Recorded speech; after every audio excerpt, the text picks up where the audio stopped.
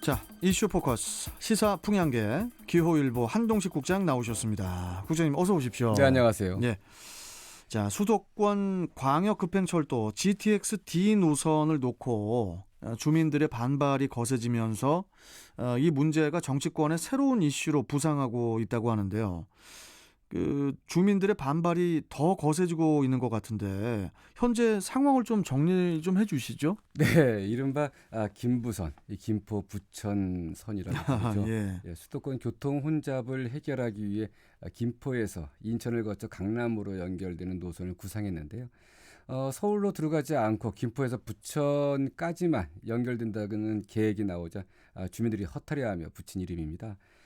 지난 22일이었죠. 한국교통연구원이 제4차 국가철도망 구축계획 수립 연구 결과를 발표하면서 GTX-D 노선 관련 논란이 시작됐는데요. 예. 당초 인천시는 인천공항과 김포를 양 기점으로 하는 Y자 형태의 110km 길이의 노선을, 그리고 경기도는 김포에서 강남을 지나 하남까지 있는 68km 노선을 요구했는데요. 예. 모두 묵살됐습니다.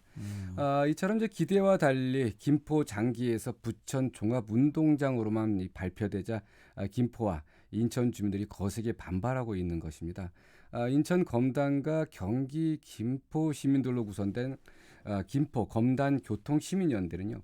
지난 15일 김포 장기동에서 촛불 산책 집회를 열고 GTX 원안 사수를 촉구했습니다. 주민들의 집회는 이번이 세 번째인데요. 지난 1일에는 이 김포시청 인근에서 차량 1000여 대를 동원한 대규모 이 드라이브 집회를 열었고요. 지난 8일과 9일에는 시민 3천여 명이 참석한 가운데 이 촛불 산책과 풍선 산책 등을 진행하는 이 집회를 열기도 했었습니다. 이 주민들의 집회에서는 또 여권 유력 주자들을 상대로 김포 골드라인 탑승을 권고했다고 하는데요. 이게 무슨 내용입니까? 이게? 네, 주민들은 이제 이날 집회에서 유력 대권 주자인 이재명 경기지사와 이낙연 민주당 전 대표를 상대로 이 김포 골드라인 탑승을 제안했습니다. 김포 골드라인은요, 김포와 서울을 오가는 김포 시내 유일한 전철 노선인데요. 출근 시간이면 새벽부터 혼잡이 이어지면서 혼잡률이 285%에 달할 정도로 어마어마합니다. 복잡하네요. 예, 그렇죠. 김포 시민들은 전철이 아니라 이 지역철로 부르고 있는데요. 일부 시민들은 지역철도 귀여운 편이다, 살인철이 적절하다, 이런 답을 내놓을 정도인데요. 이 같은 상황을 매일 겪어야 하는 주민들 입장에서는 어쩌면 GTX-D 노선이 유일한 희망이었던 것인데 노선 백지화에 따른 이 분노가 이만저만 아닐 수밖에 없습니다.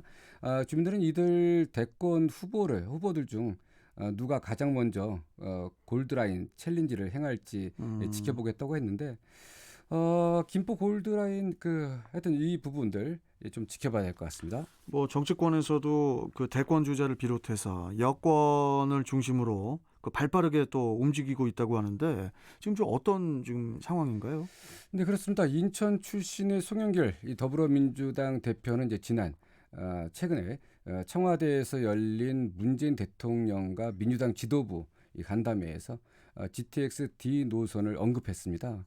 그는 외부에 공개된 모두 발언을 통해서요, GTX-D 노선의 문제를 제기했는데 GTX-D 노선이 김부선으로 끝나서 이 서부 지역에 상당한 민심 위반이 있다. 그래서 이 문제에 대한 전향적 검토를 정책 실장과 하겠다고 이렇게 밝혔습니다. 어떻게 보면 이 같은 발언이 이제 문재인 대통령 면전에서 대놓고 노선을 수정해야 한다고 주장한 것이어서 작정하고 한 발언으로 보이고 있고요. 여권의 유력 대선 주자들도 이제 가세했는데요. 이낙연 전 더불어민주당 대표는 이 김포 지역구 의원들의 제안에 따라서 오늘 김포 골드라인을 탑승할 계획이라고 하는데요. 지금 이 시간쯤이면 탑승하고 있을지도 모르겠습니다. 코로나19 이 대표는 이제 자신의 SNS를 통해서 이 코로나19 와중에 이 과밀한 객차 안에서 시민들이 느끼는 이 불안과 불편이 오죽하겠느냐. 그리고 서울 직결 지하철을 녹차는 주민들의 요청은 너무나 절박하고 당연하다, 이렇게 해서 힘을 보태고 있는데요. 이재명 경기도지사도 GTX-D 노선 원안 통과를 주장했습니다. 최근 자신의 SNS를 통해서 입장을 밝혔는데 그는 GTX ABC 노선이 남북을 잇는 것이라면 D 노선은 동서를 잇는 사업이라고 주장했는데요. 국토부가 이런 중요한 노선을 경기도민의 바람과 달리 대폭 축소한 것은 이 축소한 것에 대한 이 주민들의 반발은 당연한 것이다. 이렇게 이제 지적하기도 했습니다. 당연하겠죠. 예, 예. 그런데 그 유력 대권 주자들이 GTX D 노선 유치를 위해서 지금 뭐 발빠르게 움직이고 있는 것과는 달리 인천은 좀 그 조용한 분위기예요. 좀 어떻습니까, 인천은? 네, 그렇습니다. 이렇게 그 경기도 쪽, 특히 그 김포 쪽에서의 주민들의 이런 거센 움직임과 달리 인천은 조금 이 정치권에 좀 소극적이지 않냐 이런 의견들이 좀 나오고 있습니다. 송영길 대표가 지난 14일 대통령에게 GTX 디노선 이 반영을 주장하는 이런 발언을 했는데요. 네. 근데 이 발언에서는 인천이 주장한 Y자 노선 이것이 빠진 것으로 알려지고 있습니다. 어쨌든 뭐 이 인천에서의 그 주장, 인천에서는 GTX D 노선 중에 Y자 노선을 얘기하고 있는데 아시다시피 이제 한쪽은 검단 신도시를 거쳐 김포 통진으로, 그 다른 한쪽은 이 청라 국지도 도시를 거쳐 김포 공항 방향으로 이어지는 노선인데요. 그렇죠. 이 부분에 대해서 이제 거론이 되지 않고 또 정치권에서도 최근에 좀 조용하다 보니까 어제는 그 국민의힘 이학재 인천시당 위원장이 자신의 SNS를 통해서 지금 인천이 요구한 인천공항발 GTX D 노선 여기서의 Y자 인천이 주장하는 Y자 노선의 유치를 위해서는 초당적으로 나서야 한다. 이렇게 이제 그 촉구하고 나섰습니다. 예, 예. 인천발 GTX 노선은 이제 인천의 문제뿐 아니라 대한민국 경쟁력의 문제라는 점을 이제 지적했는데요. 이런 그 부분들에 대해서 인천이 하루빨리 여야가 힘을 모으고 정치권이 목소리를 내서 하루가 빨리 이 문제 대처해야 된다. 이렇게 주장하고 있습니다. 그 GTX D 노선의 수정 가능성 여부도 지금 좀 관심사인데 최근에 그 여권의 동향을 이렇게 또 좀 보면은 뭐 수정이 가능할 것이라는 그런 기대도 있고 우리 한동식 국장께서는 어떻게 전망하십니까? 네, 그렇습니다. 지금 일단 좀 변화가 있는 게 사실입니다. 지금 그 4차 국가철도망 구축계획 수립 연구를 진행했던 이 한국교통연구원이나 이 국토부는 노선 수정은 어렵다 이런 입장을 고수하고 있는데 네.